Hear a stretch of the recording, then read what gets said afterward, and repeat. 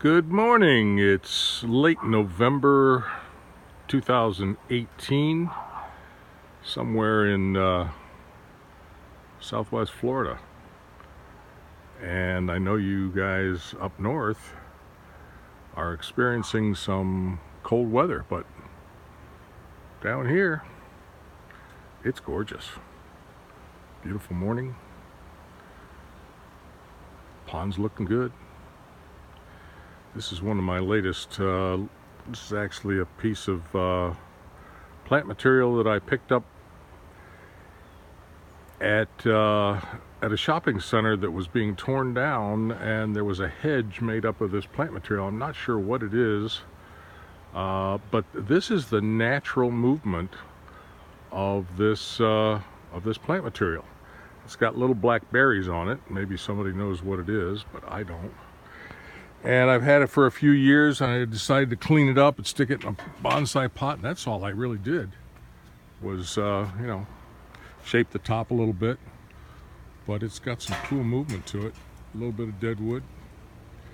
So I'm excited about that. I stuck it on this little pedestal here by the pond. And it took the place of this sea hibiscus that I've recently defoliated and wired up, so I've got to find another spot for that. And looks like all the ibis are down here waiting to be fed. Oh no, I guess they were fed. My wife's been out here. She cleaned off the dock and everything, so the guys have a nice clean place to poop again, over and over. But it's a gorgeous day in Southwest Florida. Southwest Florida, that's where I am. And I hadn't done one of these in a while. I've been doing a lot of work. Gotten into adenium. There's one. Maria's Garden in Punta Gorda, Florida. Oh my gosh, Maria, she is something else. She's a clone of Gilda Radner.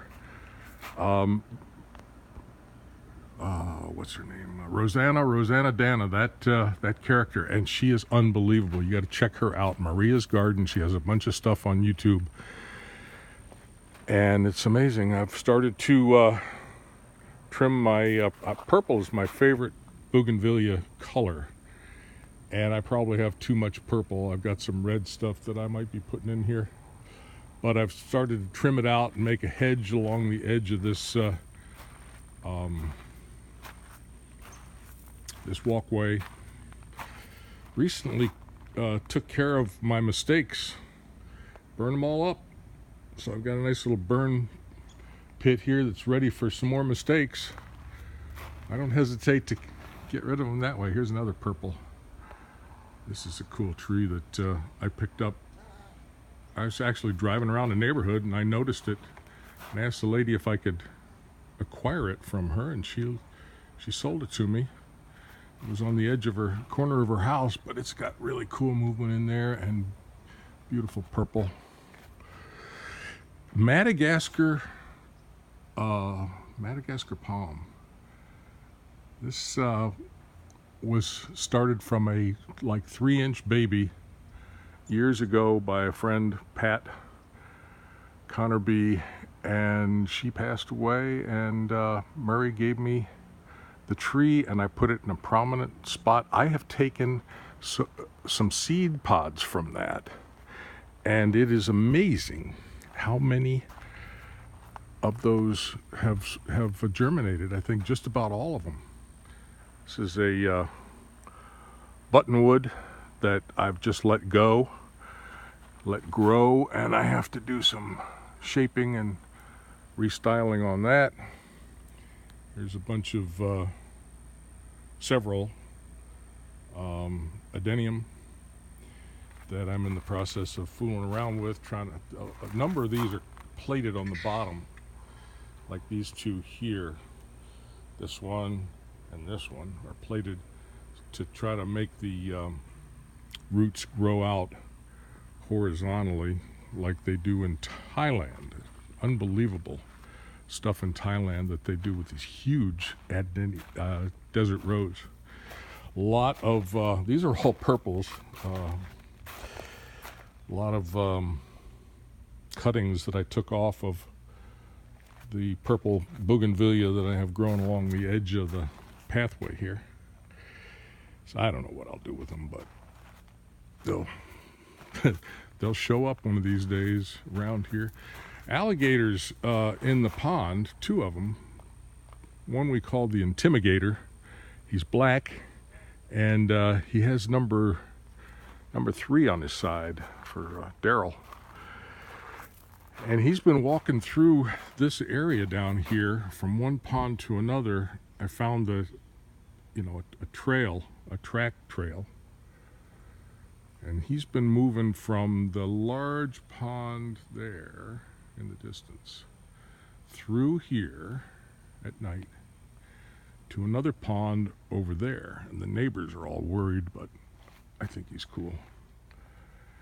And we've tried to get rid of him a couple times, and the alligator trapper can't find him. Here's a little boogie that I'm just starting to work with. And what else do we have over here? Oh, it's another big purple. Look at that. Picked this up for like $60 at one of the local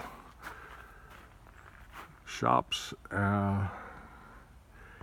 And I'll tell you what, this was wind damaged from one of the hurricanes quite a bit. And it has just recovered like crazy. Beautiful. One of the things I think is so cool is this pine tree was hit several years ago by lightning. And it killed the top maybe 20% of the tree. And all of the, up there, all of the small branches have been either blown off or fallen off. Like big birds will land on it and crack them. Then when we have more wind, those big branches will fall off. So it's a natural bonsai, deadwood. Again, this is, what am I gonna do with this? This is an air root that I took from a large banyan tree. This thing itself is about 12, 13 feet tall. And it's got cool air roots. I've got it in a bonsai pot, and I've had it in this thing for several years now, strapped down. Probably don't even need the straps, but I keep them on. And I don't know what I'm gonna do with this thing.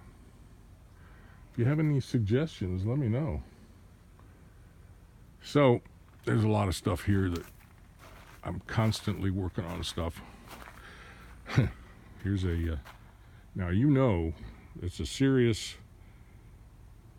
backyard gardener when he's got a dolly like this. This is my favorite dolly. And I paid $400 for this thing, handmade, and it is a beast. I use it a lot more than I ever thought I would, but you need one of those when you have a pot that big. So let's go back, because I want to show you the real reason for my doing this video. I hope this doesn't make you sick while I'm walking on. Oh, by the way, here's a Cycad. Oh, before I do that, I have 2 Cycads. One's a female, I just found out. And in there, let me see if I can show you this. See that red thing? That's the cone of the female. Okay? And I've gone through this before. I didn't realize, oh, that little banana there. But the cone of the female has to be fertilized by the pollen from the male. And this is my male. Now this thing is huge and old. And I've already taken like 10 pups off the thing, and I've got a bunch more around the base. But this is a trunk. Right here, this is a pretty big trunk. But there's no male cone in there yet. I have had one before, and I didn't even know what I was doing. I didn't know it was a male. I knew it was a cone, because it looks like a cone. But now that I've studied a little bit on YouTube, which is the place for everybody to go for anything. I mean, you could learn how to do surgery. Oh, it's amazing. But anyway, so that's going to be another project. If I get a male cone out of that thing, I will be really excited. This needs some work. It's getting a little overgrown. This is my one of my Green Island ficus bonsais, and really loves this spot location. It is as happy as it can be. But okay, there's probably a lot more here that I could show you, but let me show you the thing that I really wanted you to see. By the way, there is my Pittosporum Phoenix graft that loves this location, and it's doing so well that I decided to try my hand at another Phoenix graft. Wait till you see the piece of driftwood that I'm going to be using. But this is my Phoenix graft, first one, right there. Pittosporum whips, growing in a channel that I dremelled out, doing really, really well. Loves this location. Look how nice and green that is. And everybody who comes by, that's something they've noticed right away. And I think it's because of the color of the trunk that I've debarked and wood hardened and verithaned. It's really cool. So, but okay. Oh yeah, here's another one I killed though. This is is still great. I'll do another Phoenix graft with this. But this is a buttonwood that I must have overwatered or underwatered. Whatever. But it's going to be another project. But let me show you here. This is the thing. Oh, got a bunch of very successful here getting, and that reminds me, before I go in and show you what I really want to show you. These are cherry, Suriname cherries. Suriname cherries, need to get them in the sun, but they're doing really well. The one thing I need to show you over here. Oh, buttonwood, that's nice buttonwood. Oh, look at these little seedlings. These are all from that Madagascar palm I told you about. Look at this.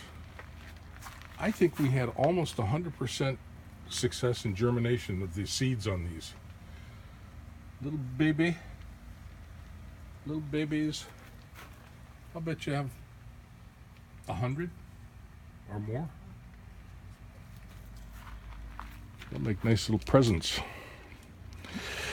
So, I guess teasing this long enough. Let me see. Let me come around here. Hope I don't make you sick. And come in the workshop. Look at this. Look at this. This is a piece of driftwood that I picked up along the bank of the Intercoastal Waterway, and it's unbelievable. Look at the movement and the complexity of this thing. This is one piece of driftwood. How in the heck this happened is, I'm still trying to figure out is this a root? Maybe it is a root. And which way it stood. Right now I've got it just sitting on top of this pot. I have cleaned it vigorously. I have used lime sulfur on it. I've dremelled it. I've sprayed it with pressure washer It was black, solid black with dirt and crap in it. But now all the little holes, all the movement, it's all been revealed, and there are holes and nooks and crannies in this thing that I could, for instance, look at that. Oh my God. This one especially here. How old must this thing be, and how many waves and wave action and sand and movement, and and still to have little pieces like this still on here. It's just like, it's gorgeous. Well, what am I going to do with this? I want to do, my current thinking is I would place it on a pot, almost like what I have here, although I think this is too big and maybe too deep. But I could tie this down right over top of a pot and have my plant material, growing underneath, and run whips from that plant material up through into these open areas, little holes there, and run them up and over. But I don't know what to use. I'm not sure. I've got a bunch of pixie bougainvillea cuttings that put out long whips that could be threaded through all this stuff, which would make it interesting. I mean, look at this. Look at this. Look at the holes. Look, I mean, just like, I can't believe I've had this back and forth, outside, inside, on my desk in my office, drying out. And so, anyway, that's what I really wanted to show you today. And I'd love to get some ideas. What the heck? I mean, not even, even, for instance, how to place this thing. For instance, I can lift this up. Oh, gosh. And I can turn it over and set it up almost, kind of like this, that being a base. Look at this thing. Sorry about, I've only got two hands. But it's just such an incredible piece. And the delicacy, the strength of it, and at the same time, how delicate it is. Please don't let me drop it. I'd have it on video, wouldn't I? Okay, get back. Whew. Now, I don't like the shiny part. I've wood hardened it, and so parts of it are a little shiny. I'm gonna, my next step is to do some urethane on it, and I want to do the dull, and I'm not sure. I've got to go and check the internet, because this is clear satin, but I don't know if that's the dullest, so I will check that out. So anyway, anybody have any ideas for me on this? I can't wait to keep working on this. I think I might stick it in my truck, go down to Weigert's, and ask Eric and Andrea for their advice on what kind of plant material to use, and maybe even a pot. So I might spend some money on this thing, but I found it. It's gorgeous. All right, that's enough. This is almost 20 minutes. That's way longer than any of my other videos. So hope you've enjoyed it, and I hope I hear from somebody about what ideas you might have. Thank you very much. Signing off from Southwest Florida, somewhere along the intercoastal. You can figure out where I must be, and look forward to hearing from you. Bye-bye.